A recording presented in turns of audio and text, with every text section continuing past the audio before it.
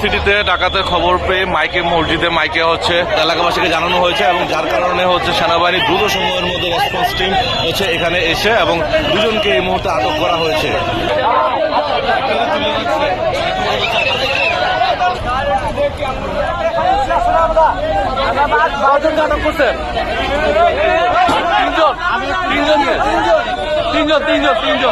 সেনাবাহিনী কিন্তু সর্বদা রেসপন্স টিম সর্বোচ্চ দেশমাতৃকা সেবায় নিয়োজিত এবং তারা জনগণের পাশে আছেন এমনটা তারা প্রতিশ্রুতিবদ্ধ এমনটা জানিয়েছেন।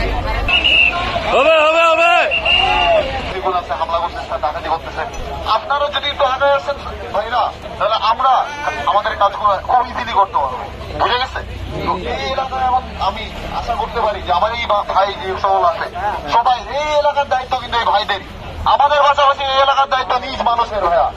সকলে যদি আমাদের ইনফরমেশনটা ঠিক মতো দিতে পারেন, আমরা এক্সাক্ট টাইমে অ্যাকশনটা নিতে পারবো। আমি কি কথা বুঝতে পারছি ভাইয়া? চেষ্টা করবেন আপনারা নিজ এলাকা বজায় রাখতে, নিজ এলাকা নিজ দেশ, এটা আমাদের দেশ, আমাদের সম্পদ, এটা দায়িত্ব কাদের? আমাদের।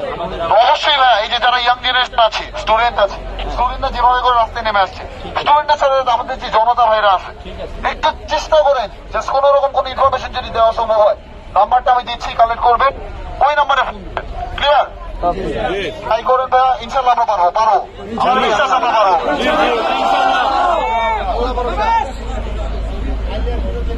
স্যার আপনারা জরুরি আসাতে আমরা খুশি হয়েছি এলাকাবাসী।